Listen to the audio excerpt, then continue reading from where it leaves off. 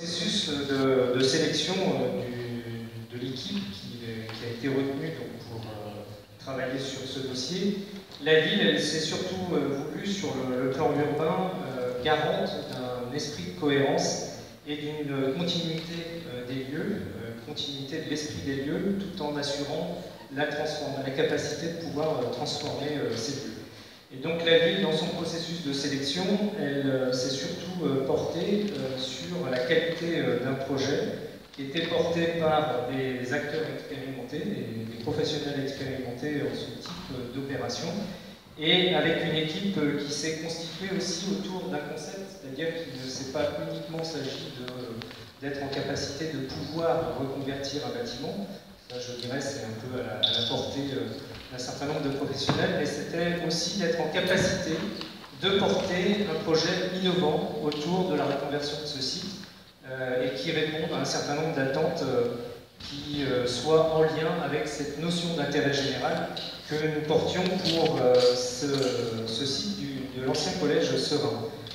Comme on l'a expliqué, c'est un site qui est connu historiquement, et on va vous le montrer. C'était un lieu d'enseignement, et demain, ça va devenir un lieu d'émulation pour des étudiants, des chercheurs, un lieu aussi ouvert sur son environnement, ouvert sur le quartier, et comme vous allez le voir, avec aussi une proposition en termes de services qui sont aussi innovants pour le 4e arrondissement et pour la ville de Lyon, et c'est ce que nous allons détailler.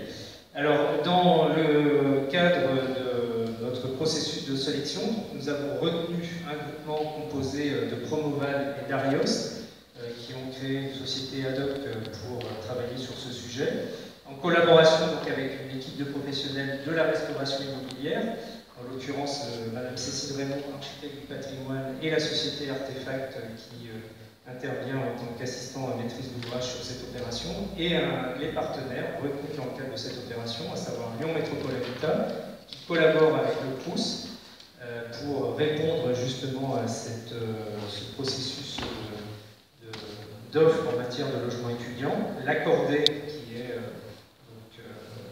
une structure qui travaille dans le coworking, et Sweet Club, dont on vous expliquera tout à l'heure le concept.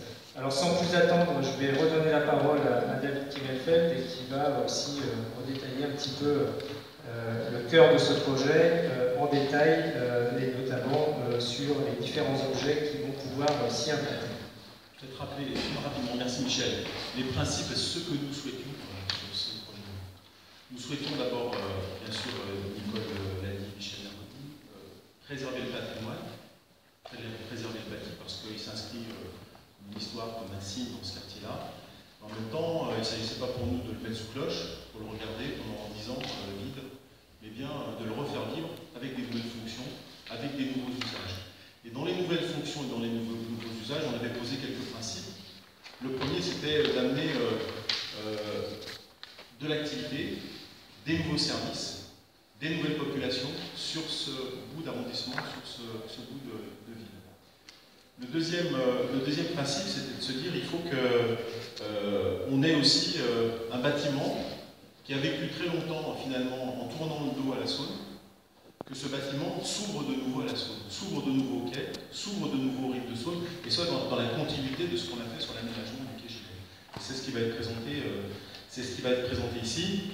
Mixité sociale, il est important de maintenir cette mixité sociale sur ces parties de l'arrondissement comme sur l'ensemble de la ville. Mixité aussi générationnelle, on le verra à travers ce projet.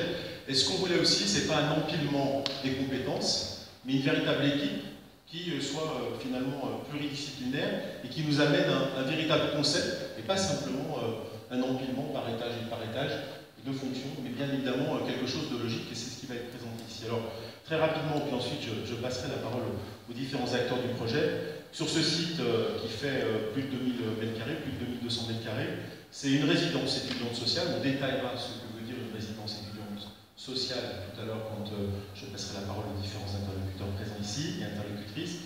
Une micro-crèche, un espace de coworking en lien étroit, mais pas simplement avec les étudiants résidents dans cette résidence étudiante, mais aussi ouvert, pas simplement d'ailleurs sur le quartier, c'est ce nouveau concept, ce nouveau lieu à valeur à irradier sur l'ensemble de la métropole, et pas très simplement sur le 4e arrondissement. Un espace de coworking crèche qui est un modèle innovant, inédit, et Sweet Club et Michael Schwartz pour la coordonnée viendront vous expliquer le détail de ça. Des espaces de convivialité, vous les avez ici, bien sûr, qui feront vivre aussi en rez-de-chaussée, mais aussi en sous-sol avec un espace fitness, un espace détente, et puis un aménagement des espaces extérieurs qui vont ramener aussi, bien sûr, une esthétique en regard d'Éric Le Saude, mais aussi de la végétalisation nécessaire là où aujourd'hui il y avait un parking et un vieux terrain de basket. Il y aura ce qui est indiqué ici avec des terrasses, de la pelouse, des arbres et des bancs. Voilà ce que je pouvais en dire. Donc ce que je vous propose, c'est de passer la parole peut-être à M. Fou pour promouvoir l'Arios, et puis ensuite de dérouler l'ensemble du projet.